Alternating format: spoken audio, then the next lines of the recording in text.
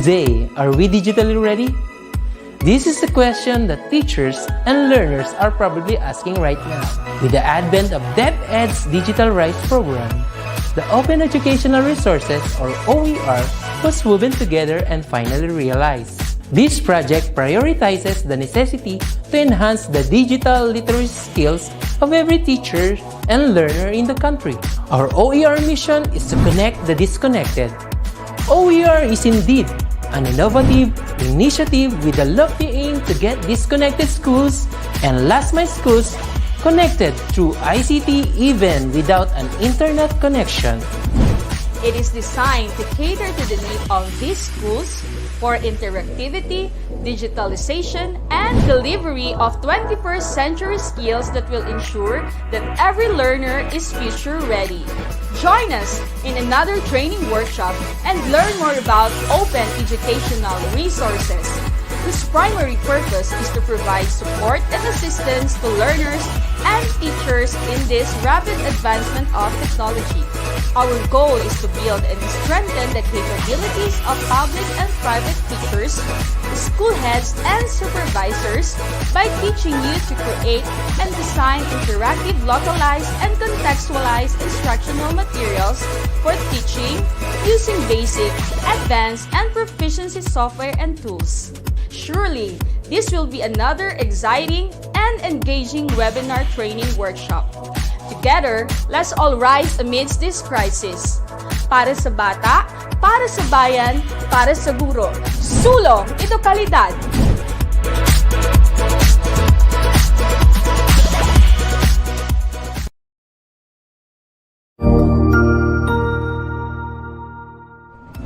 Magandang araw, Sir Wilbur po, at your service. Narito ang ETUlay upang gabayan ka sa inyong pag-aaral upang lubos na maunawaan ang iba't ibang paksa o subject. Ang ETUlay ay isang free online tutorial class na pinangungunahan ng ICT's Educational Technology Unit sa pamumuno ni Undersecretary Elaine Del P. Pascua. Ang programang ito ay hindi lamang para sa mga bata, kundi ito rin ay magsisilbing gabay sa mga magulang at mga guro kung paano nila ituturo o gagabayan sa bawat asignatura ang kanilang mga anak o mga estudyante. Sa kasalukuyan, ang self-learning module mula sa rehiyon ng Calabarzon at kilala sa tawag na pivot ang ginagamit sa ating ETUlay online class. Kaya ano pang hinihintay ninyo? Ihanda na ang inyong mga ballpen o lapis, papel o kwaderno at samahan kaming itulay ang pagkatuto para sa bawat batang Pilipino. Sama-sama tayong magtutulungan para malampasan ang mga hamon sa panahong ito. Halina't matuto kasama ang inyong online tutor sa oras na ito.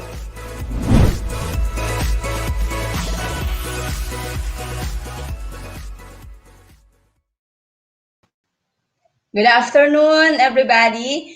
Maraming salamat po sa inyong pagsubaybay sa ating DepEd ETUlay online tutorial. Ako po ang makakasama ninyo ngayong hapon, si Tutor Eresa. So we're still in the introduction to philosophy of the human person, quarter 3, week 4. Okay? Our topic is the human person as an embodied spirit. So in quarter 3, week 4, kung mapapansin po ninyo, yung topic po natin is same lang yung objective niya nung nakaraang week, no? Kasi ang philosophy po for quarter 3 ay meron siyang 4 module. Ganon din po sa ating quarter 4, meron din siyang 4 module. So malapit na po tayo matapos sa ating quarter 3. Same with our objective is to recognize how the human body imposes limits and possibilities for transcendence, evaluate own limitations and possibilities for their transcendence. So, remediation pa rin tayo na ating philosophy subject. But before that, I want batiin ko muna ang aming SDS dito sa Olongapo City, si Madam Lailani Samson Cananan, ang aming ASDS, si Madam Maylene Minimo, ang aming EPS ng Araling Panlipunan or Social Science, si Madam Edwina Espiritu, ang aming PSDS, si Sir Allen Tiogon, at ang aming pinakamabait, no, at masipag na si Sir Samson S. Boquero ng aming principal. Magandang hapon po sa inyong lahat, mga ma'am and sir. So, Introduction to Philosophy is a core subject. 60% performance task, 40% written works. Okay? So, ready na ba kayo mga dear learners natin? Kung ready na po kayo, okay, ready your pen and paper, your learning modules, kung hawak nyo po ang pivot learning modules ninyo, at ganun din kung hawak ninyo ang inyong libro, no? Sa mga learners ng Olongapo City, no, you're handing our learning materials ng ating libro. So, kung pwede nyo pong ilabas yun at sabayan nyo ako sa ating lessons. And if you have comments and reactions, of course, mababasa ko po yan. If you have suggestions or answers sa bawat mga activities natin, please do so. Okay? So, in our lessons, review muna po tayo. Napakahalaga po na maintindihan natin sa Introduction to Philosophy of the Human Person. Our first topic niya, first module is the doing philosophy. What is philosophy all about? This is our love for wisdom. And the lesson 2 is the methods of philosophizing. We need to distinguish the difference between truth and opinion. Ano yung mga natures of truth? Ano yung theories of truth? No? Yung correspondence theories, coherence theories, and pragmatist theories. So napakahalaga ng lesson 2 sa ating mga susunod na mga aralin. Now, in lesson 3, in human person as an embodied spirit, last week, diniscuss natin yung mga iba't ibang mga definition of terms, like for example, the man, human, person, personhood, human nature, human being. So napakahalaga po no, ng mga definition of terms na yon sa pag-aaral natin ng ating lesson 3. So in this lesson, isa rin sa mga mahalagang ma-distinguish natin is ano ba yung two general kinds to distinguish a human person. Paano nga ba natin madidistinguish ang human person? Lagi natin iisipin, no? In these lessons, sa human person as an embodied spirit, ano nga ba yung pagkakaiba ng tao sa hayop? Ano nga ba yung malaking difference natin sa kanila? Why a human person as an embodied spirit?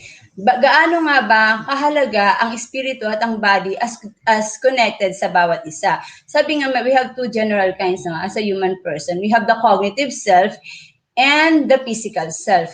When we say cognitive self, this is something within and cannot be physically seen to us. Ibig sabihin, this is the what of a person or something that within us, no? Ito yung nakikita, ito yung hindi nakikita ng mga tao sa atin. Like for example, our values, our desire, our dreams, yung mga naiisip natin, yung mga beliefs and traditions na meron tayo. This is our cognitive self. Minsan, nang nakaka-distinguish ng cognitive self natin, yung ibang tao, yung nakakakita sa, yung madalas nating nakakasama. Kasi when we say cognitive self, makikita siya, but not in the sense yung mabilisan. Kailangan makasama ka muna ng tao, makilala ka niya muna ng mabuti bago niya makita ang ating cognitive self. Ganon din tayo, no? Na-realize din natin ang ating cognitive self when we do reflections. And reflection is one of the most important part in this lesson na diniscuss natin sa lesson 1. Okay, after cognitive self, another kinds of a human person, to distinguish a human person, is our physical self. Sabi nga, physical self is something can be seen in his or her physical appearance. Ito yung difference ng dalawang to. Kung sa cognitive self, hindi niya agad makikita kung ano ang meron ng taong ito. Sa physical self, ito yung tawagin nga natin sa ibang mga terminolohiya, no? First impressions. So kung ano yung unang makikita sa atin ng tao, kung ano yung first impression sa atin ng tao, this is what we call physical self. So kapag nakita niya na ikaw ay palangiti, no? Kasi lagi ka nakangiti. So that is one way of knowing who you are, no? Your strength, kung nakita niya, ay ang taong to, ang lakas-lakas naman kasi nga naman buhat mo dalawang barbell, no, na napakalaki. So, makikita na agad yung strength mo. Your appearance, no, yung color mo, yung color of skin, color of your hair. So, those are your physical self na madaling makita sa atin ng tao. Madali yung ma-distinguish sa atin ng tao. Pero yung cognitive self natin, nakikita siya, pero hindi siya agad-agad. kailangan makilala at makasama ka muna ng tao before nila ma-recognize ang iyong cognitive self. If you still remember the Johari windows, ito madalas tong activity ng mga estudyante ko, the Johari windows, yung knowing thyself, no? Yung alam kung ano yung alam mo sa sarili mo, ano yung hindi mo alam sa sarili mo. Isa yun sa mga magagandang activities na when we do these discussions na pag face to face. Next, what is embodied spirit? And let's find out. Sabi nga, in this topic, the human person as an embodied spirit is an animating core living within each of us. Now, it is known to be the driving force behind what we actually think, do, and say. Ang sabi nga, pag sinabi mong embodied spirit, this is the inseparable union of human body and soul, according to the Christian philosophy. If you are watching, there's a lot of movies or Korean dramas, I love Korean dramas, or teleseries na nagsasabi na nagpapakita ng how is our spirit and our body are inseparable or connected sa isa't isa. Marami tayong mapapanood na ganyan. Pag sinabi nating embodied spirit, we normally believe and conclude of a spirit becoming a flesh. Now, in the context of, sabi nga, ng Christian philosophy, when we say the embodiment of the spirit, particularly the inseparable union of human body and soul, kasi human body and soul are connected. Hindi mo yan mapapaghiwalay. Okay, what are the different qualities of human person as an embodied spirit? Ito napakahalaga nito mga anak. Diniscuss ko rin ito na nakaraan, pero napakahalaga na maging aware tayo dito. Number one, qualities is our self-awareness. No? Do we possess this kind of qualities? Do we have self-awareness? Pangalawa, we have self-determination. And when we say self-determination, ito pumapasok din yung tinatawag nating consequences of our action or our free will. It's either good or bad consequences. Depende yan sa kung ano yung ginawa natin. No? But everybody, sana ma-establish natin, as a human person, we need to have this kind of qualities. And pangatlo is able to reach out and interact with others. Kaya ba natin makipaghalubilo sa ibang tao? Hindi ba natin ina-isolate yung sarili natin? Kaya, hindi lang sa ibang tao, kaya din ba natin makisalamuha sa mga nasa paligid natin, kagaya ng hayop, no? Kagaya ng halaman. And there are a lot of people who can communicate with animals. Marami dyan mga dog lovers, cat lovers, meron akong mga co-teachers dati, no? Na they love cat, talagang meron silang mga iba't iba, talagang inaalagaan nila yung mga pusa na nakikita na, kahit nga yung pusa lang sa paligid, sa ng school namin, talagang pinapakain pa nila, no? So, kaya nilang mag-reach out, no? Ang tawag diyan is externality. Hindi lang yung sarili mo, yung kinakausap mo, kundi kaya mo rin kausapin, hindi lang yung ibang tao, kundi makipag-commune ka with our environment and some living things. Now, when we say externality, when you possess this kind of qualities as a person, if you have externality, ibig sabihin nito, kaya mong makisama o makisalamuha sa ibang tao without asking for return. And one of the most important qualities of a human person is dignity. Human dignity. Ito yung qualities natin na hindi mawawala sa atin as a person. Sabi nga, nasa sinapupunan ka pa lang ng nanay mo, no? Meron ka na nito, no? Dignity o dignidad ng tao. So these four qualities of a human person is very important to all of us. My dear learners, no? Kailangan matandaan natin to. We have self-awareness, we have self-determination, and we have externality, or we are able to reach out and interact with others, and we have dignity as a human person. So let's try to do this task. Nasa module po natin to, no? Lahat ng mga may hawak ng learning materials, try natin to. How will you uphold the dignity of the human person in these situations? My dear learners, sa mga ganitong activity natin sa ating modules, walang mali sa mga sagot natin, no? Kasi this is based on our personal reflections, and personal experiences. Paano natin i-deal to mga situations na ito. And our teachers were only going to give our score based on the rubrics. Number 1, sabi, your classmates are teasing your cross-eyed classmates because they find her funny looking. No? How are you going to uphold the dignity of the human person in this kind of situation? Ang panunokso ba sa kaklase nating duling ay tama?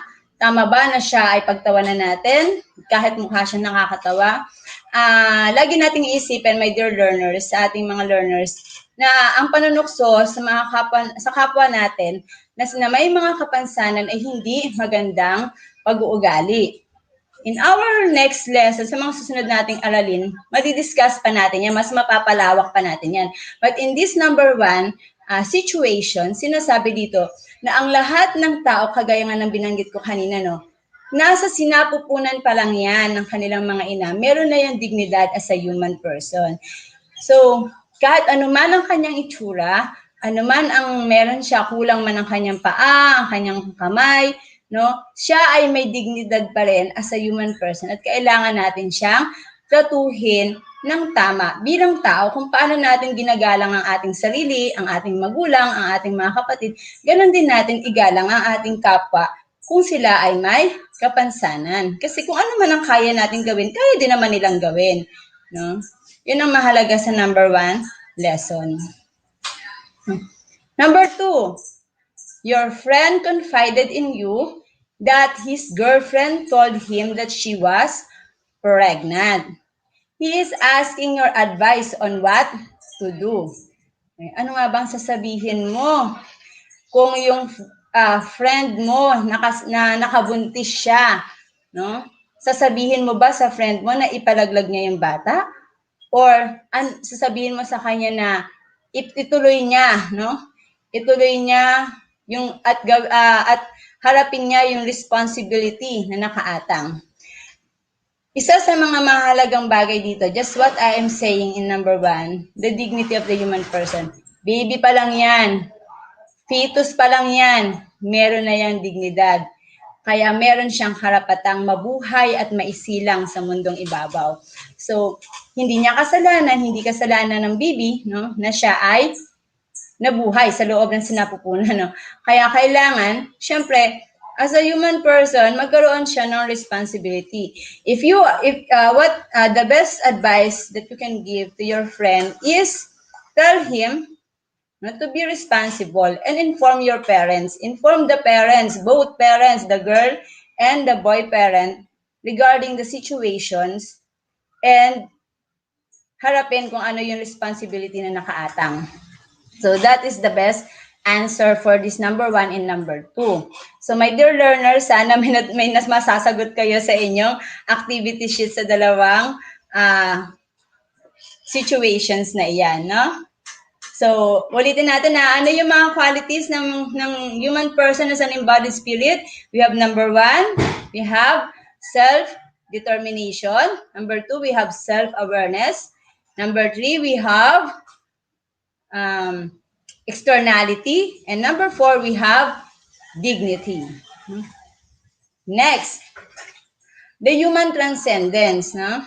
According to St. Thomas Aquinas, a philosopher and one of the greatest theologians in the Catholic Church during 13th century, of all creatures, he said, of all creatures, human beings have the unique power to change themselves and things for the better. Tandaan po natin na, sabi ni St. Thomas Aquinas, no, of all creatures, human beings have the unique power to change themselves and things for the better. We have encountered persons who complain of any given situations or accept the reality or status in life as God-given things. No? Ang dami nating mga complaints sa buhay. Pero, sabi nga, of all human beings, no, we have the unique power to change ourselves and make it better. So, in human transcendence, as I was saying last week, no, this is our ability to surpass our limits. No, paano ba natin gagawin ito? Paano ba natin masusurpass ang ating limits? Actually, in Transcendence, the essence of Transcendence is to acknowledge our limitations. Tanggapin natin kung ano yung limitations natin.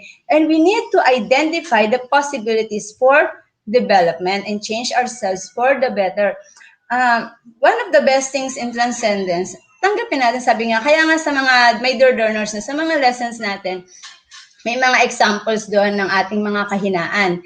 Tapos, it's better to accept our negativity. Tanggapin natin kung ano yung limitations natin.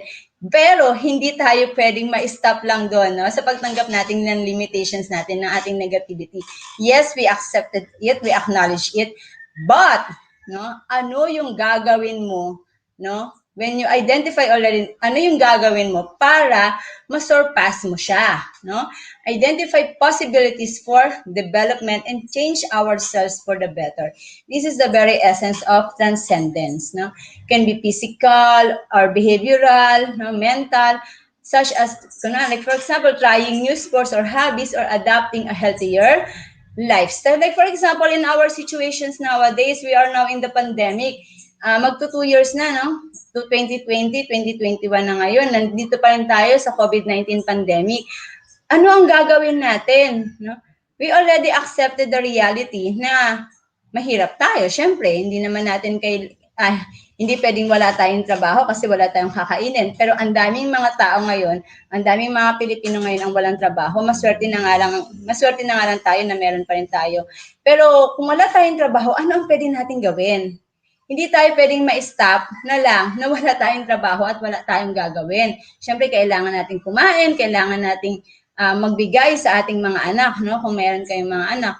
So something you need to accept your limitations, but then do something about it, no?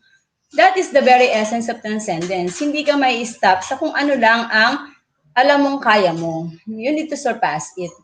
And another aspect of transcendence is opening yourself to new experiences and ideas.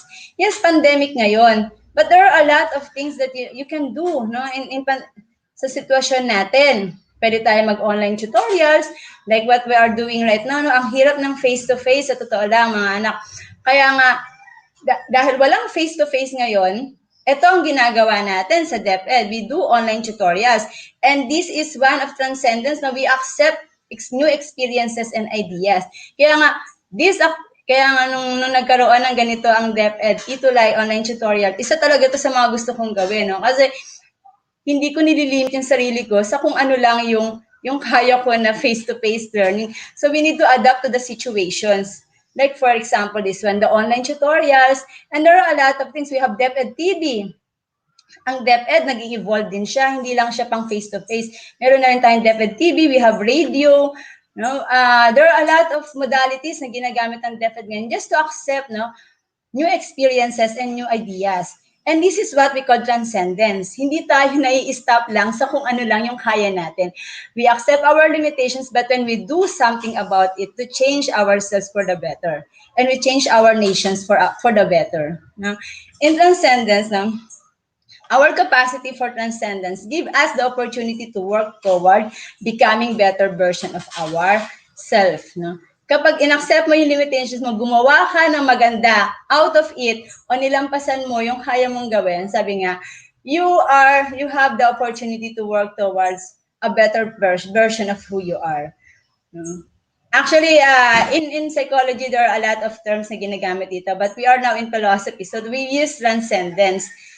So, meron tayong mga Maslow's hierarchy of needs yan pag sa psychology. But in philosophy kasi, one of the best thing in philosophy is this lesson of transcendence. We need to accept what we cannot, and we need to do something about it. So, one of the best activities of transcendence is this one. Ito yung sinasabi ko last week. I recognize myself, the activity 1, in your module, if you're holding the pivot modules, ito yung nakalagay doon, I recognize myself. We need to identify our strengths, our weaknesses, and our desires. So may nilagay akong example dito. Example lang ito mga anak ha. Pwede ninyong palitan yan. Walang mali sa sagot nyo ha. Basta lagyan nyo lang siya, i-fill up nyo lang yung table. Walang mali dyan. Lahat yan tama. Basta pag pinil up nyo. Pero pag wala kayong nilagay na sagot, syempre yun ang mali. No? What are your strengths? Na nilagay ko dyan, my abilities, I can. O ano yung kaya mo? I can perfect the exam. No? Talents, or I always do. I always review and practice. Pero pwedeng ilagay nyo rin dyan sa talents. If you have talents in singing and dancing or arts, you can put it there. I have talents in singing, dancing, arts, music. No? Kaya nyong mag-Mobile Legend mula umaga hanggang magdamag. Wow, talent yan, no? Mga ganyan, no? Ilagay niyo yan, strengths niyo yan. Abilities, hindi lang sa pag-perfect na exam. You can, sabi niyo, something, do online tasks, no? Yung mga graphics, mga ganun, mga web designing, yan, mga abilities niyo yan. So, pwede niyo ilagay yan as many as you can, no? Your abilities and your talents. Lagay niyo lang ng ilagay. Just fill up the table. Walang mali sa mga isusulat ninyo, my dear learners. Next, your weaknesses. Ano yung mga weaknesses mo? Your fears. Na ano yung mga hindi mo kayang gawin out of your fears. Na usually kasi, yung mga hindi natin kayang gawin, ito ay na ano lang tayo nababalot lang tayo ng takot. No? Ganyan, I cannot drive. Takot na takot ako mag-drive. No? May kotse kasi kami, yung asawa ko, lagi niya sinasabi sa akin, mag-aral na ako mag-drive. Natatakot nga ako, lalo sa mga pakurba-kurbang daan. No? So, I can't drive. So, ano yung hesitations ko? I am afraid. I am afraid of possible vehicular accident. No? Marami kayong pwedeng ilagay dyan. Kagaya, I cannot swim in the ocean. So, hindi nyo kaya mag-swim sa ocean. Bakit? Dahil takot kayo sa pating, no? Yung anak ko ganyan eh. Mommy, I cannot swim. But why? Because there's a lot of shark in the ocean, no? Yung mga pwede nyo ilagay dyan. Desires. What can I do more? Practice driving, enrolled in driving school. So, sa desires mo, or what can I do more, ano yung mga pwede mong gawin para ma-conquer mo yung mga weaknesses mo? Yun ang ilalagay nyo dyan, my dear learners. So, kung nilagay nyo dyan, I cannot swim, no? Ano yung pwede mong gawin para ma-conquer mo yung fears mo na yon, or yung hesitations mo na yon, yung afraid mo na yon. Ha? Yun ang ilalagay nyo dyan sa desires nyo. Okay? So, marami kayong pwedeng ilagay dyan, my dear learners. Sample lang yan, no? At wala pong mali sa inyong isusulat dyan or inyong sagot. Lahat yan tama. Next activity in our module. So, kindly provide the answer on the questions being asked to you. Write the word of your answer on a separate sheet of paper. So, mamimili kayo sa mga nakalagay dyan, A, human, B, Aristotle, C, rational animal, D, person, E, personhood, F, body and soul, G, physical self, H, cognitive self, I, human being, or J, human nature. So, mamimili lang kayo sa nakabox na yan. No? Nakabox yan sa ating module. Okay, number 1. Tingnan natin. Sabi, an individual with self-awareness, self-determination, rational mind, and the capacity to interact with other and with himself or herself. So ano siya, no? Is it man, Aristotle, rational animal, person, personhood, F, G, H, I, J? Depende sa pagpipilian. Ano yung tamang sagot sa tingin ninyo? Okay, the correct answer is letter D. This is person. Pangalawa, it is a term used to represent the entire human race. Entire human race. The correct answer is letter, ano? Sino makakuha ng tamang sagot? Okay, the correct answer is letter A, man. Now, man is what we call a term used to represent the entire human race. Next, number 3. A term used to separate man from other human classifications like animals. Ano kaya siya? Human, Aristotle, rational animal, person, personhood, body and soul, physical self, cognitive self, human being, or human nature. Ano kayang tamang sagot? The correct answer is letter I, human being. Next, number 4. A general term refers to the state of being a person with unique, sacred, and ethical status within him or herself. Ano kayang tamang sagot dyan? The correct answer is letter E, personhood. Number 5, a collective traits that form and consider the very essence of humanity. Nobody can be considered man without human nature. So the correct answer is letter J, human nature. So this is a collective traits that form and consider the very essence of humanity. And human nature, meron siyang 4 na katangian. Yung sinasabi ko kanina, we need to have those 4 qualities as a human person. We have self-awareness, self-determination, externality, or we can interact with other person, animals, plants, or any living things. And number 5, human dignity. Napakahalaga nun. Iyon ang mga qualities, ang mga katangian na nagpapahiwalay sa nagpapakahiwalay sa atin, no? That separate us from other living organisms. Next, number 6. A term used to refer for various classifications and species. Ano kaya ang tamang sagot dyan? Okay, the correct answer is letter A, human. Next, number 7, a belief from a Christian philosophy that deals with unity and inseparability. Okay, the correct answer is letter F, our body and soul. No? Sabi ko nga kanina, in Christian philosophy, the inseparable, in human, the embodied spirit, the human person as an embodied spirit is an inseparable union of body and soul. Next, number 8, Aristotle once said that humans are different from animals because of our minds. Ano yun? The correct answer, letter C, rational animals. Number 9, human features which are tangible and can be seen by people. Ay, kanina diniscuss ko ito, no? Human features which are tangible, no? Can be seen by people. Madali ito makita sa atin. Tangible na hawakan natin. Natatouch natin, nakikita natin agad-agad. The correct answer is letter G, our physical self. And next, the human features that live within each of us. So, intangible naman to, yung number 10. Living within each of us. Nasa possession natin to. Ito ay tinatag na letter. Ito ay letter H or cognitive self. Nakuha ba ng ating mga learners yung tamang sagot? O pwede nyo nang kopyahin yan mga anak. Ha? O nasa inyong pivot module yan. Okay, next. We have analysis.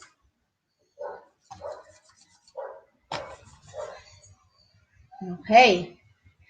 Sabi, write the correct answers from the questions being asked. Write A if the first and second statements are true. Write B if the first statement is correct and second statement is wrong. Or write C if the first is incorrect and second statements are true. Or write D if the first and second statements are both incorrect. So, A, B, C, D lang ang inyong isusulat sa inyong answer sheet. Okay, next. Number 1. Sabi, A, humans are capable of controlling their souls. B, humans are rational animals. A, B, C, D, what is the correct answer? No? Is it the first and second statements are true? Or letter B, first statement is correct and second statement is wrong? Or letter C, first statement is incorrect and second statements are true? Or letter D, first and second statements are both incorrect? So what is the right answer? The right answer is letter A. No? So both statements are true, the first and second statements. So number 2, letter A, cognitive self deals within our body and cannot be seen by our eyes. Letter B, cognitive self composes of human beliefs and religions. No? Is it A, the first and second statements are true? Or B, the first statement is correct and second statement is wrong. Or C, first is incorrect and second statements are true. Or letter D, both statements are incorrect. So the right answer is letter A pa rin. No? Both statements are true. Of course, cognitive cells deals within our body and cannot be seen by our eyes. And it can be composed of human beliefs and religions. Okay, next, number 3. Physical self deals with the beauty of one's body. B, physical self is a manifestation of people's strength and weakness. So, is it A, both statements are true? Or B, first statement is correct and second statement is wrong? Or C, first is incorrect and second statements are true? Or D, both statements are incorrect? So, what is your answer? The correct answer is letter A. Number 4. So, sa number 3, both statements are true.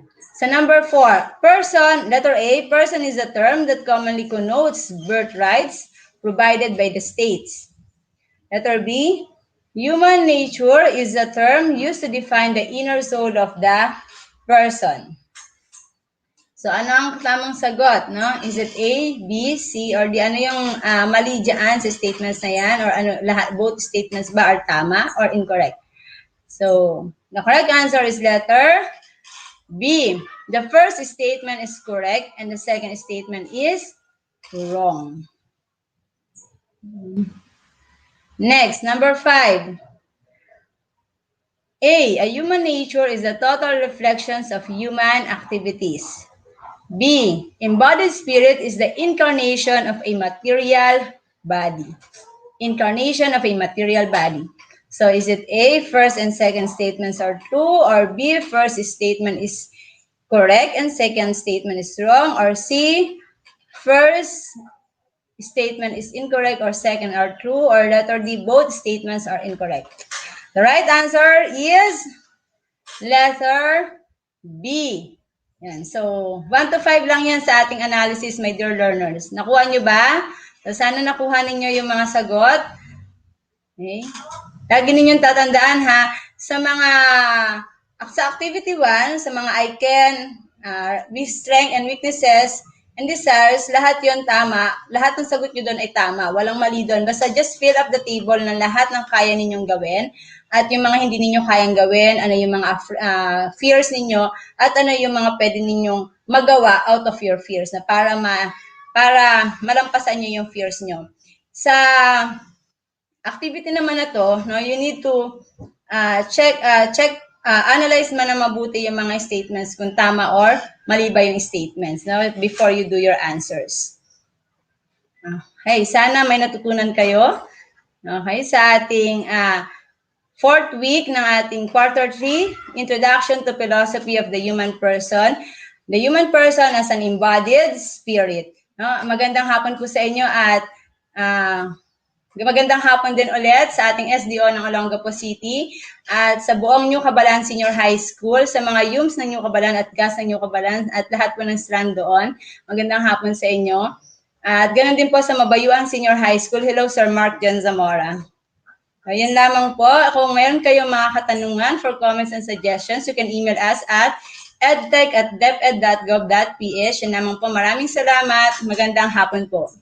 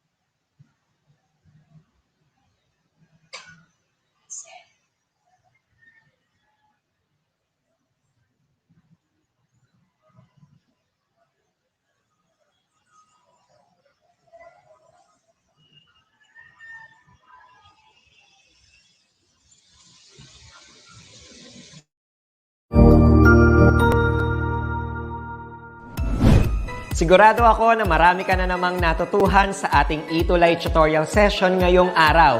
Tandaan, ito ay hindi lamang para sa ating mga mag-aaral, kundi pati rin sa ating mga minamahal na guro at mga magulang na kaagapay natin para maituloy ang pagkatuto sa kabila ng nararanasang pandemya. Patuloy ding sumubaybay sa DepEd TV para sa mga araling ginawang video episodes. Mapapanood ito mula Lunes hanggang Sabado, alas 7 ng umaga hanggang alas 7 ng gabi sa inyong mga telebisyon. Abangan bukas mula 1:00 ng tanghali ang iba pang aralin sa ating ETUlay free online tutorial session sa mathematics. I-like and subscribe at manatiling nakasubaybay sa ating ETUlay tutorial session sa DepEd Edtech Unit FB page at Educational Technology Unit channel sa YouTube at sa DepEd Tayo at DepEd Philippines social media accounts. Paalam!